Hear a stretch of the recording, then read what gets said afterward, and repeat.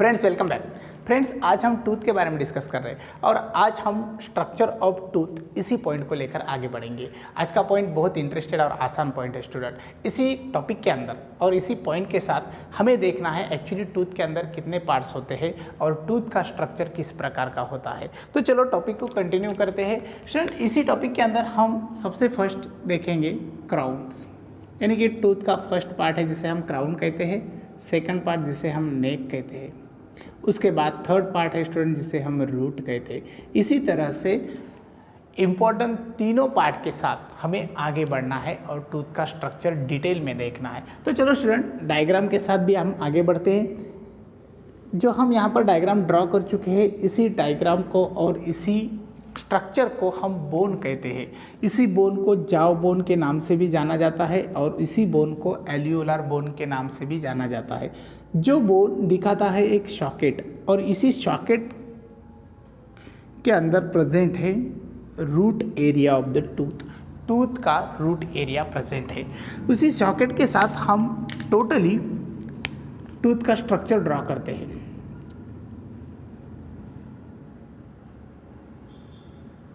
ये जो स्ट्रक्चर है स्टूडेंट टूथ का स्ट्रक्चर है जो इस तरह से हमने ड्रॉ किया है।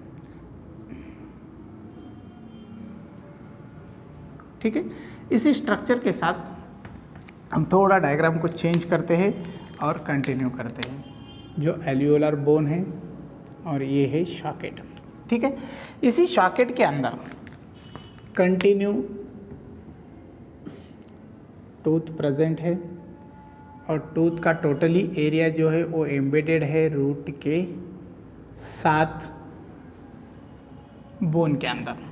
इसी टूथ के रूट एरिया को होल्ड करने के लिए यहाँ पर एक लेयर प्रेजेंट है स्टूडेंट, जिस लेयर को हम सीमेंटिंग लेयर कहते हैं। क्या कहते हैं? Cementing layer. जो सीमेंटिंग लेयर रिस्पॉन्सिबल है to hold the root of tooth. उसके बाद यही लेयर दोनों तरफ प्रेजेंट है। देन और एक मेम्ब्रेन यहाँ पर दिखाई देता है, जो मेम्ब्रेन पेरीडोंटल मेम्ब्रेन के नाम से जाना जाता है।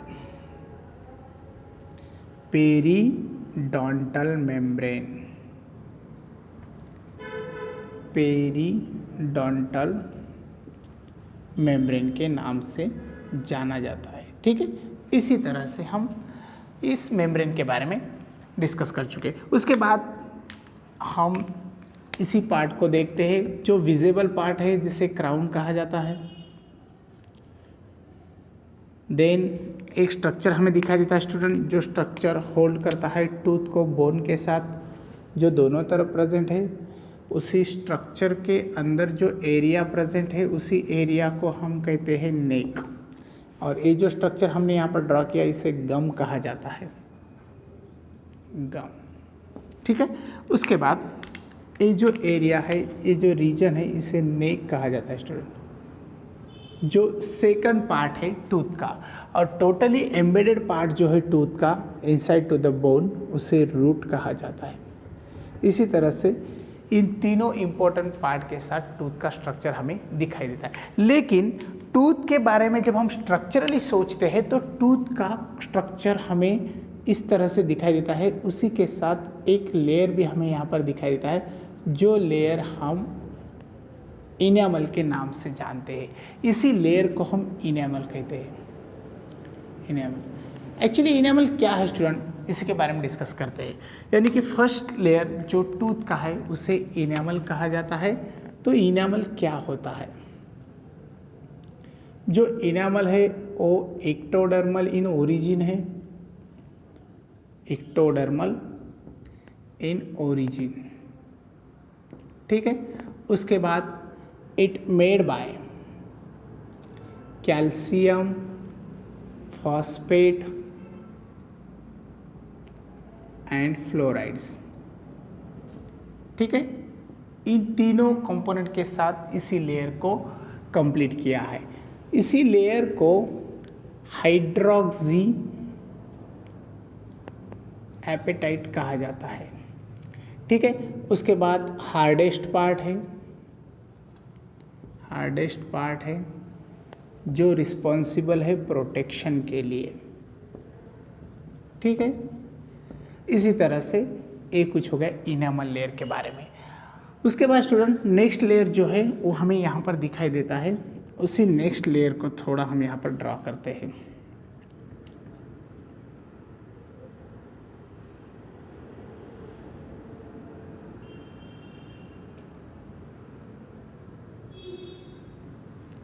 यहाँ पर इस तरह से बोन प्रेजेंट है और इसी बोन के साथ यहाँ पर कुछ सेल भी है। जो नेक्स्ट लेयर है जिसे डेंटाइन कहा जाता है, डेंटाइन।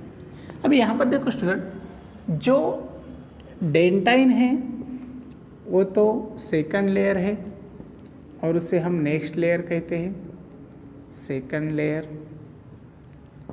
जो डेंटाइन मेसोडर्मल इन ओरिजिन है, mesodermal in origin.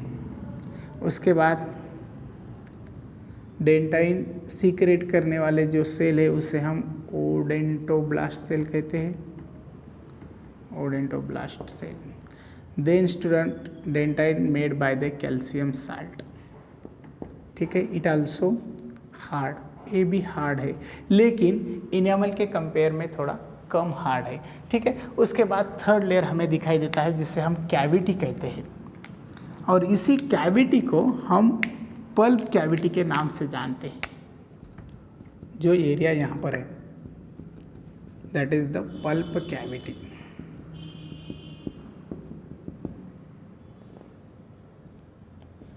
Pulp cavity. अभी यहाँ पर देखो स्टूडेंट, जो पल्प कैविटी का एरिया है उसी के अंदर कुछ इंपॉर्टेंट स्ट्रक्चर हमें दिखाई देते हैं।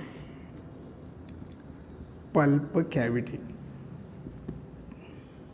किस प्रकार के इंपॉर्टेंट स्ट्रक्चर है? इसी के अंदर कनेक्टिव टिश्यूज है, उसके बाद इसी के अंदर ब्लड वेसल्स भी है, उसके बाद नर्व फाइबर भी है, नर्व्स फाइबर भी वहाँ पर प्रेजेंट है। उसके बाद इसी कैविटी को हम लिविंग कैविटी भी कहते हैं। इसी तरह से पल्प कैविटी का इंपॉर्टेंस बहुत ज़्यादा है। अभी यहाँ पर देखो स्टूडेंट, हमें एक ओपनिंग दिखाई दे रही है जिसे हम कहते हैं अपाइकल फोरामन। और जो अपाइकल फोरामन है ये ओपनिंग रिस्पॉन्सिबल है इस तरह से कुछ स्ट्रक्चर डेवलप करने के लिए। जो स्ट्रक्चर यहाँ से दिखाई दे रहे हैं उसे हम ब्लड वेसल कहते हैं। इसी तरह से ब्लड वेसल। उसके साथ यहाँ पर और एक स्ट्रक्चर दिखाई देता है जो फाइबर स्ट्रक्चर है, मैंने आपसे अभी कहा है, उसे हम कहते हैं nerve fibre.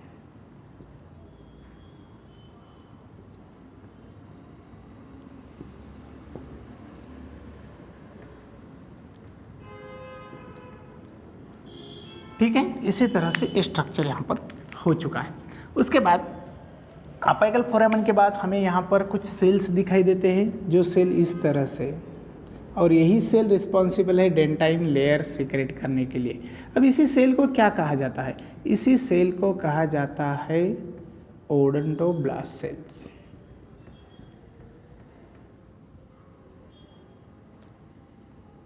Blast cells.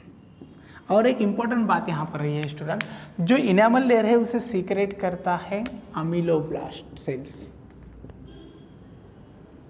Ameloblast sales, ठीक है। इसी तरह से अमीलोब्लास्ट सेल जो रिस्पॉन्सिबल है इनेमल सीक्रेट करने के लिए। इनेमल नॉन लिविंग भी है, जो इनेमल है इसे हम नॉन लिविंग कहते हैं।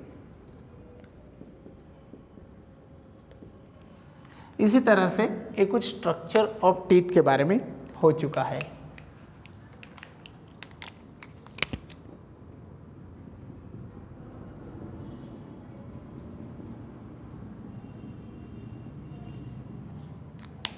जो टूथ का स्ट्रक्चर हमें यहाँ पर कंटिन्यू दिखाई दे रहा है स्टूडेंट। अभी टूथ के बारे में हम क्या क्या डिस्कस कर चुके हैं? देखो, टूथ के बारे में हम क्राउन रीजन, नेक रीजन के बारे में डिस्कस कर चुके हैं। उसके बाद टूथ के बारे में हमें और एक इम्पॉर्टेंट बात पता चली है, जो जाव के अंदर एम्बेडेड रहने वाला पार्ट है उसे हम रूट कहते हैं, और इसी रूट के साथ हमें अपाइकल फोरामेन दिखाई देती है जिसे ओपनिंग कहा जाता है। इसी ओपनिंग्स के थ्रू हमें ब्लड वेसल्स और नर्व फाइबर का प्रेजेंटेशन दिखता है।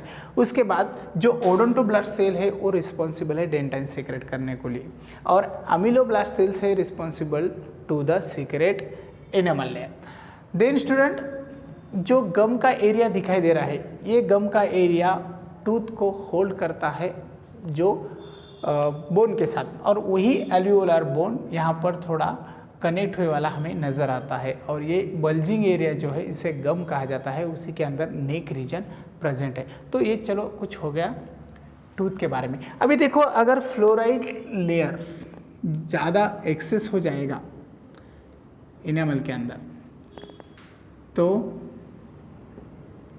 मॉडलिंग डिसीज होता है। ठीक है, इसी तरह से ये स्ट्रक्चर ऑफ टूथ के बारे में